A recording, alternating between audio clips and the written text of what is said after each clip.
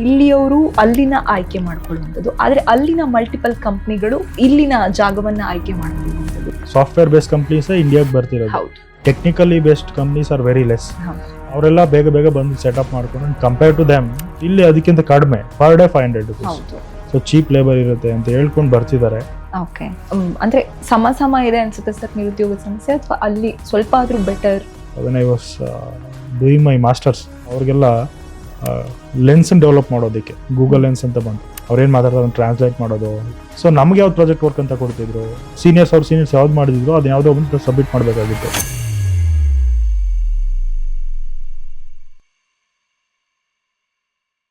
ಮುಖ್ಯವಾಗಿ ಎಲ್ರು ತಮ್ಮನ್ನ ತಾವೇ ಬೇಕಾದಂತಹ ಪ್ರಶ್ನೆ ಏನಪ್ಪಾ ಅಂದ್ರೆ, ಉದ್ಯೋಗ ಮಾಡ್ತಾ ಇರ್ತಾರೆ ಅಥವಾ ಉದ್ಯೋಗನ ಹುಡುಕ್ತಾ ಇರ್ತಾರೆ.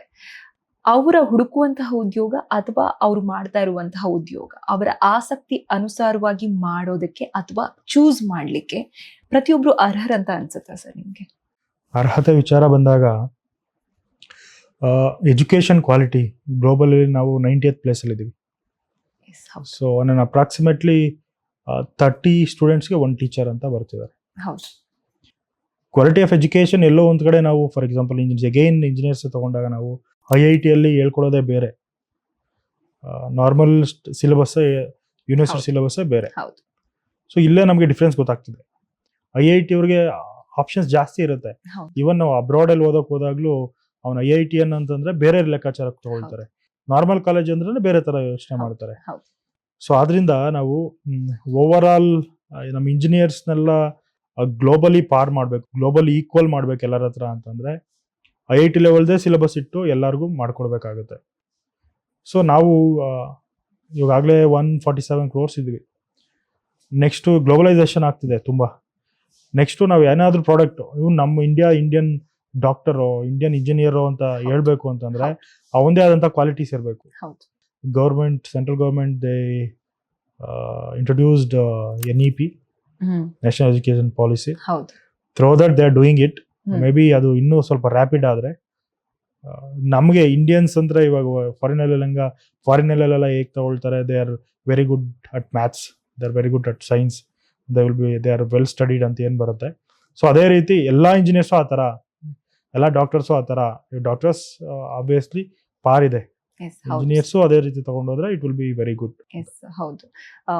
ಈ ಇಂಡಿಯಾ ಮತ್ತೆ ಫಾರಿನ್ ವಿಚಾರ ಬಂದಾಗ ನನಗೊಂದು ಪ್ರಶ್ನೆ ನೆನಪಾಯ್ತು ಸರ್. ಏನಪ್ಪಾ ಅಂದ್ರೆ, ಬೇರೆ ದೇಶದವರು ಅವರ ಬ್ರ್ಯಾಂಡ್ ಅನ್ನ, ಅವರ ಬ್ರಾಂಚ್ಗಳನ್ನ, ಕಂಪನಿಯ ಬ್ರಾಂಚ್ಗಳನ್ನ ಇಲ್ಲಿ ಇಟ್ಟು ಉದ್ಯೋಗ ಸೃಷ್ಟಿಗಳನ್ನ ಮಾಡ್ತಾ ಇದ್ದಾರೆ. ಇದನ್ನ ನೀವು ಅಬ್ಸರ್ವ್ ಮಾಡಿದಾಗ ಇಲ್ಲಿಯವರು ಅಲ್ಲಿನ ಆಯ್ಕೆ ಮಾಡ್ಕೊಳ್ಳುವಂಥದ್ದು, ಆದ್ರೆ ಅಲ್ಲಿನ ಮಲ್ಟಿಪಲ್ ಕಂಪ್ನಿಗಳು ಇಲ್ಲಿನ ಜಾಗವನ್ನ ಆಯ್ಕೆ ಮಾಡ್ಕೊಳ್ಳುವಂಥದ್ದು, ಇಲ್ಲಿನ ಜನರನ್ನ ಆಯ್ಕೆ ಮಾಡ್ಕೊಳ್ಳೋದು, ಇದನ್ನ ನೋಡಿದಾಗ ಏನ್ ಅನ್ಸುತ್ತೆ ಸರ್ ನಿಮ್ಗೆ? ಫಾರಿನರ್ಸು ಅಗೇನ್ FDI ಇನ್ಫ್ಲೋ ಇದೆ and they are setting up their companies in India. ಇಂಡಿಯಾದಲ್ಲಿ ಕಂಪ್ನಿ ಸೆಟಪ್ ಮಾಡ್ತಿದ್ದಾರೆ. ಅಲ್ಲಿ ನಾವು ಅಬ್ಸರ್ವ್ ಮಾಡಿದ್ರೆ ಏನಾಗ್ತದೆ, ಇಲ್ಲಿ major players are software based companies ಇಂಡಿಯಾಗೆ ಬರ್ತಿರೋದು. Technically based companies are very less. ಏನಕ್ಕೆ ಅಂತಂದ್ರೆ ನಮ್ಮ ಇಂಡಿಯನ್ಸ್ ದೇ ಆರ್ ವೆರಿ ಇಂಗ್ಲಿಷಲ್ಲಿ ತುಂಬಾ ಚೆನ್ನಾಗಿದ್ದಾರೆ. ಇವಾಗ ಎಜುಕೇಟೆಡ್ ಯಾರು ಇದ್ದಾರೆ, almost all people know, at least ಅವ್ರು ಮಾತಾಡೋಕೆ ಗೊತ್ತಿಲ್ಲ ಅಂತಂದ್ರು ಅರ್ಥ ಮಾಡ್ಕೊಳ್ಳೋ ಸ್ಥಿತಿಯಲ್ಲಾದ್ರು ಇದ್ದಾರೆ. ಸೊ ಆದ್ರಿಂದ ಅವರೆಲ್ಲ ಬೇಗ ಬೇಗ ಬಂದು ಸೆಟಪ್ ಮಾಡ್ಕೊಂಡು cheap labour compare to them ಇಲ್ಲಿ ಅದಕ್ಕಿಂತ ಕಡಿಮೆ per day 500 rupees. So cheap labour ಇರುತ್ತೆ ಅಂತ ಹೇಳ್ಕೊಂಡು ಬರ್ತಿದ್ದಾರೆ. Will see, but again Trump is not allowing the companies to go to other countries. ಅವೆಲ್ಲ ಕ್ವಶನ್ ಮಾರ್ಕ್ ನಡುವೆನೂ ಸಹ ಈಸಿ ಬಿಸ್ನೆಸ್ ಇಂಡೆಕ್ಸ್ ಅಲ್ಲಿ ನಮ್ದು ತುಂಬಾ ಮೇಲ್ ರ್ಯಾಂಕ್ ಬಂದ ಈ ಕಳೆದ 10 ವರ್ಷಗಳು ತಗೊಂಡಿರೋ ಕ್ರಮಗಳಿಂದಾಗಿ ಸ್ವಲ್ಪ ಜಾಸ್ತಿ ಇಂಡೆಕ್ಸ್ ಬಂದಿರೋದ್ರಿಂದ ದೇ ಆರ್ ಕಮಿಂಗ್. ಓಕೆ. ಇನ್ನು ಇಲ್ಲಿ ಭಾರತದಲ್ಲಿ ನಾನು ಚಿಕ್ಕವಳಿದ್ದಾಗಿಂದ ನಿರುದ್ಯೋಗದ ಸಮಸ್ಯೆ ಕೇಳ್ಕೊಂಡ್ ಬಂದಿದ್ದೇನೆ. ಪ್ರೆಸೆಂಟ್ ಕೂಡ ಬಹುಶಃ ನಾನು ಕೆಲಸಕ್ಕೆ ಸೇರುವಾಗ್ಲೂ ನನಗೂ ಒಂದ್ ಸ್ವಲ್ಪ ಕೆಲಸದ ಸಮಸ್ಯೆ ಆಯ್ತು, ಯಾಕೆ ನಮ್ಮ ಆಸಕ್ತಿ ಸಿಗಲ್ಲ ಅಂತ. ಬಟ್ ನಮ್ಮ ದೇಶದಲ್ಲಿ ಸರ್ ಜನಸಂಖ್ಯೆ ಜಾಸ್ತಿ ಅಂಡ್ ಯುವಕರ ದೇಶ, ಇಂತಹ ದೇಶಗಳಲ್ಲಿ ಈ ರೀತಿ ಸಮಸ್ಯೆ ಕಂಡು ಬರ್ತಾ ಇದೆ. ಆದ್ರೆ ಫಾರಿನ್ ಕಂಟ್ರೀಸ್ ಅಲ್ಲೆಲ್ಲ ಈ ತರ ಸಮಸ್ಯೆ ಇಲ್ಲ, ಬಟ್ ಇಂಡಿಯಾದಲ್ಲಿ ಮಾತ್ರ. ವೈ ಸರ್, ಯಾಕೆ? ಇಂಡಿಯಾದಲ್ಲಿ ಮಾತ್ರ ಅಂತ ಏನಿಲ್ಲ, ಎಲ್ಲಾ ಕಂಟ್ರಿಲೂ ಇದೆ. ಅವರೆಲ್ಲ ಮುಚ್ಕೊಳ್ತಾರೆ. ನಮ್ದು we are open to everything. ಚೈನಾದಲ್ಲಿ ನಡೆಯೋದೇನು ಹೊರಗಡೆ ಬರೋದೇ ಇಲ್ಲ. So what we do, it's ಎಲ್ಲ ಹೊರಗಡೆ ಬರುತ್ತೆ. ಮೈನ್ ಥಿಂಗ್ ಈಸ್ ದಟ್ ಇಡೀ ವರ್ಲ್ಡಲ್ಲಿ ಗ್ಲೋಬಲಿ ಹ್ಮ್. ಹೈಯೆಸ್ಟ್ ಯೂತ್ಸ್ ಇರೋದು ಇಂಡಿಯಾದಲ್ಲಿ. ಹೌದು. ಅದು 2030ಗೆ ಹೈಯೆಸ್ಟ್ ಆಗುತ್ತೆ. ಸೊ ಆದ್ರಿಂದ ನಾವು ಎಲ್ಲೇ ನೋಡಿದ್ರು ಓದಾಗಿರುತ್ತೆ, ಎಷ್ಟಾಗುತ್ತೆ ಅಷ್ಟು ಕೆಲಸಗಳು ಫಿಲ್ ಆಗಿ ಹೊರಗಡೆ ಬರ್ತಿದ್ದಾರೆ. ಹೌದು. Obviously there are more job seekers then the job available in the market. Okay. ಅಂದ್ರೆ ಸಮ ಇದೆ ಅನ್ಸುತ್ತೆ ಸರ್ ನಿರುದ್ಯೋಗದ ಸಮಸ್ಯೆ, ಅಥವಾ ಅಲ್ಲಿ ಸ್ವಲ್ಪ ಆದ್ರೂ ಬೆಟರ್ ಕೆಲಸದ್ದು ಜಾಸ್ತಿ ಸಿಗತ್ತೆ, ಅಥವಾ ಅಲ್ಲಿನ ಎಜುಕೇಶನ್ ಅಥವಾ ಅವರು ಸ್ಟಾರ್ಟಿಂಗ್ ಇಂದ ಅವ್ರನ್ನ ಬಿಲ್ಡ್ ಮಾಡುವಂಥದ್ದು ಇರ್ಬೋದು. ಬೇರೆ ದೇಶದಲ್ಲಿ ಮಕ್ಕಳನ್ನ ಪ್ರಾಬಬ್ಲಿ ಅವ್ರಿಗೆ ಸ್ಟಾರ್ಟಿಂಗ್ ಇಂದನೂ ಹೇಳ್ಕೊಡುವಂತಹ, ಮನೆಯಲ್ಲಿ ಕಲಿಸುವಂತಹ ಸಿಸ್ಟಮೆಟಿಕ್ ಇರ್ಬೋದು, ಹೊರಗಡೆ ಎಜುಕೇಶನ್ ಸಿಸ್ಟಮ್ ಇರ್ಬೋದು, ಅದು ಅವ್ರಿಗೆ ಆ ಮೈಂಡ್ಗೆ ಆ ಪ್ರೆಷರ್ ತಗೊಳ್ಳದೆ ಏನೋ ಒಂದು ಮಾಡ್ಕೊಂಡು ಹೋಗುವಂತಹ ಇದು ಬೇರೆ ದೇಶದಲ್ಲಿ ಸಿಗ್ತಾ ಇದೆಯಾ ಮೈಂಡ್ಗೆ ಅಂತ, ಹೇಗೆ? ಬೇರೆ ದೇಶಗಳಂತ ನೋಡಿದ್ರೆ ನಾವು USA, ಚೈನಾ ಮೇನ್ ಪ್ಲೇಯರ್ಸ್ನೆಲ್ಲ ನೋಡ್ತಾ ಹೋದ್ರೆ ಅಲ್ಲಿ ಮೊದಲಿಂದನೂ SSED 100 years ಮ್ಯಾರಥಾನ್ ಅಂತೇಳಿ ಇಡೀ ದೇಶನೇ ಒಂದು ಡೈರೆಕ್ಷನ್ ತಗೊಂಡು ಹೋಗ್ತಿರೋದು ಅವರು. ಹೌದು. ನಾವು ಏನು ಮಾಡೋಕೆ ಹೊರಟಿದ್ದೀವಿ? We are not doing anything. ಯಾವುದೇ ವಿಚಾರ ಬಂದರೂ ಅದನ್ನ ಆ ಧರ್ಮ ಈ ಧರ್ಮ ಅಂತೇಳಿ ತಗೊಂಡೋಗಿ ಹೌದು. ಬೇರೆದೇನು ಮಾಡೋಕ್ಕಾಗ್ತಿಲ್ಲ. ಹೌದು.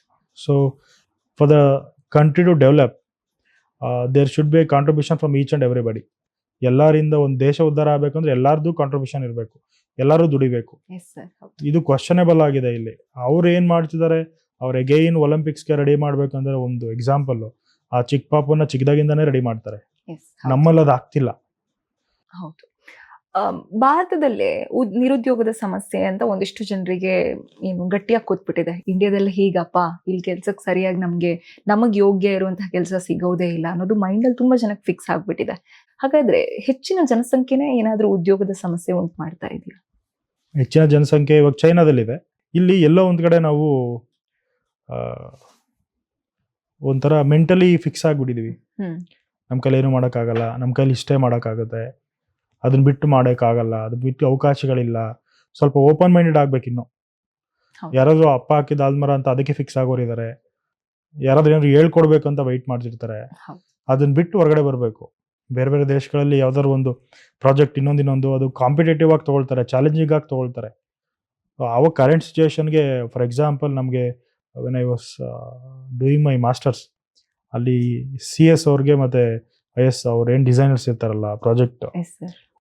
ಪ್ರೋಗ್ರಾಮ್ ಮಾಡೋರು, ಅವ್ರಿಗೆಲ್ಲ ಲೆನ್ಸನ್ನು ಡೆವಲಪ್ ಮಾಡೋದಕ್ಕೆ ಗೂಗಲ್ ಲೆನ್ಸ್ ಅಂತ ಬಂತು. ಅವ್ರೇನು ಮಾತಾಡ್ತಾರೆ ಅದನ್ನು ಟ್ರಾನ್ಸ್ಲೇಟ್ ಮಾಡೋದು, ಇವಾಗೆಲ್ಲ AI ಇಂದ ಬಂದಿದೆ. ಎಸ್. ಅದನ್ನ ಅವಾಗಲೇ ಪ್ರಾಜೆಕ್ಟ್ ವರ್ಕ್ ಅಂತ ಕೊಡ್ತಾ ಇದ್ರು.